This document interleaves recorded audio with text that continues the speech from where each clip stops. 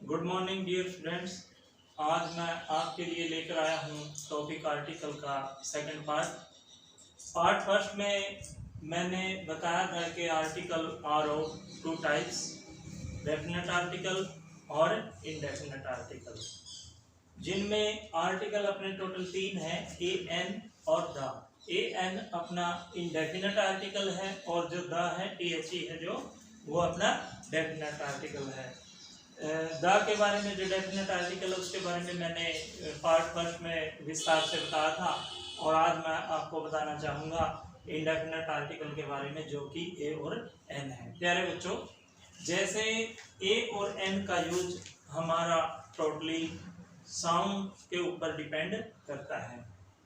English में जैसे अपनी जो वॉवल साउंड है, जैसे ए, आ, ई, ऊ,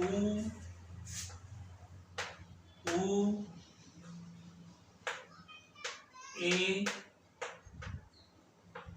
आई, ओ और औ, ये हमने देखने हैं। अगर जैसे अपना सेंटेंस है, she is dash European European girl, जैसे ये सेंटेंस अपना, यहाँ पर she is dash ई से शुरू है। ये वर्ड तो है, लेटर तो है इसमें वॉवल, क्योंकि इंग्लिश अल्फाबेट्स जो होते हैं उनमें 5 वॉवल जो होते हैं, 5 वॉवल होते हैं, ए, ई, आई, ओ, यू। लेकिन जो इस वर्ड की जो साउंड है वो ये से शुरू है, जो कि एक वॉवल साउंड नहीं है। VOWEL vowel, SOUNDS vowel sounds, ये अपने वॉवल साउंड्स है। तो इनमें ये नहीं है। जिस भी सेंटेंस में ब्लैंक के तुरंत बाद में वॉवल साउंड आएगी, केवल उन्हीं के साथ में एन का यूज होगा। अगर साउंड वॉवल की नहीं होगी, यानी कि कंसोनेंट की होगी, इनको छोड़ करके कोई और साउंड आएगी जब भी सेंटेंस में, जैसे she is dash European girl, इस सेंटेंस में द तो आएगा नहीं, तो इसमें या तो ए आएगा या एन आएगा, यानी कि इंडेफिनेट आर्टिकल आएगा। तो अब हमें ये जानना है कि इसके साथ में, यूरोपियन के साथ में ए लगाएं या एन लगाएं। प्यारे बच्चों, ये जो ब्लैंक के बाद में, खाली स्थान के तुरंत बाद जो वर्ड आया है, इसको हम प्रोनाउंस करके देखेंगे। ये है यूरोपियन, ये ये से शुरू है, इसलिए इसमें ये की साउंड है, जो कि एक कंसोनेंट साउंड है, तो इसलिए इसमें ए आएगा। जैसे से is HONEST, honest, GIRL girl. जैसे ये है HONEST ऑनेस्ट, ये ओ से शुरू है, ओ हमारा ये रहा, तो इसलिए इसमें एन आ गया, क्योंकि ये वॉवल साउंड है। लेटर भले ही हमारा कंसोनेंट है एच, लेकिन इसकी जो साउंड है वो ओ से शुरू है, तो क्योंकि एच साइलेंट है, ONEST, तो ये ऑनेस्ट हो गया।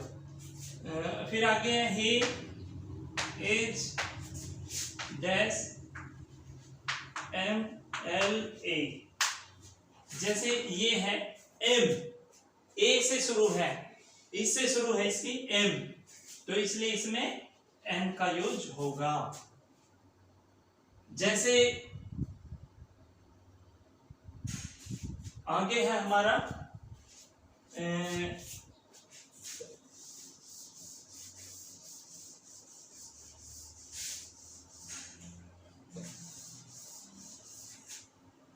I have been teaching you for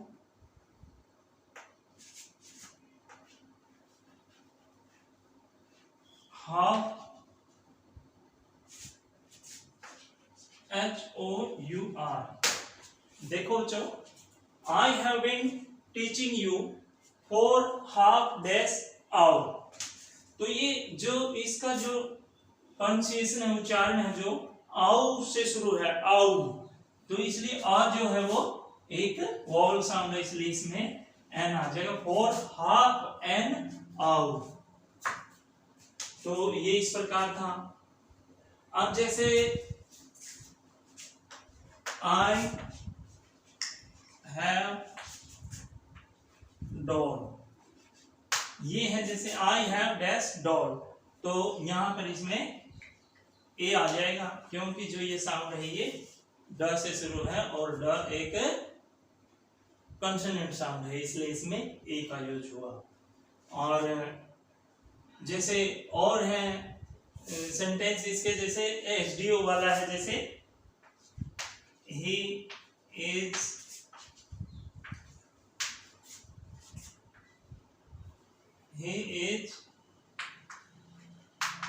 ये है जैसे जो ये है बच्चों ब्लैंक के तुरंत बाद एस, इसका जो प्रोनाउंसिएशन है वो ये ट्रांसलेशन है इसकी एस, तो ये ए है हमारा, ये वाला जो रहा, तो इसमें भी हमारा एन का यूज होगा।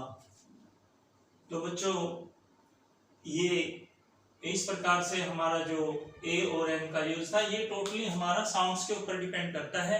और साउंड्स हमारी कंसोनेंट अगर ब्लैंक के तुरंत बाद में आती है, देखिए सबसे पहले हमें ये जानना है कि डेफिनेट आर्टिकल का यूज होगा या इनडेफिनेट का, द का यूज होगा या ए और एन का। तो द के कुछ अपने स्पेशल रूल हैं जो मैंने पहले आपको पार्ट फर्स्ट में, पार्ट 1 में जो बताए थे। और इसमें जैसे ये बताया है कि भाई जब जैसे द नहीं आता तो उसके बाद में बच गया कौन सा, ए और एन बच गया। ए और एन के बारे में हमें क्या करना है, फिर ये साउंड के ऊपर डिपेंड करेगा। अगर ब्लैंक के तुरंत बाद, खाली स्थान के तुरंत बाद वाला वर्ड अगर वॉवल साउंड से शुरू हो तो हम उसमें एन का यूज करेंगे। अगर कंसोनेंट साउंड से है बच्चों तो हम उसमें ए का यूज करेंगे। इसके अलावा अब कुछ सेंटेंसेस हमारे ऐसे भी होते हैं कि जिसमें किसी भी वॉवल का यूज नहीं होता, खाली क्रॉस आता है उसमें।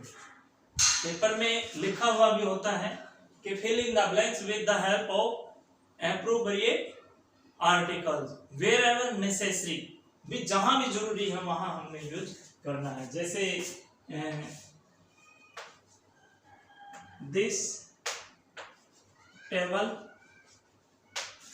इज मेड ऑफ, जैसे ये आ गया अपना वुड, यह जो मेज है ये किसकी बनी हुई है, लकड़ी की बनी हुई है। तो यहाँ पर जैसे हमारा कोई भी आर्टिकल नहीं आएगा तो इसमें क्रॉस आ जाएगा। जैसे अगर कोई भी चीज किसी भी मटेरियल से बनी है तो वहां पर किसी भी आर्टिकल का यूज नहीं होता। प्यारे बच्चों, ये अपना इनडेफिनेट आर्टिकल के बारे में था जिसमें ए और एन था, और द के बारे में पहले मैंने आपको अच्छी तरह से बता दिया था। तो आशा करता हूँ कि यह भी आपको आज वाला टॉपिक भी समझ में अच्छी तरह से आ गया होगा।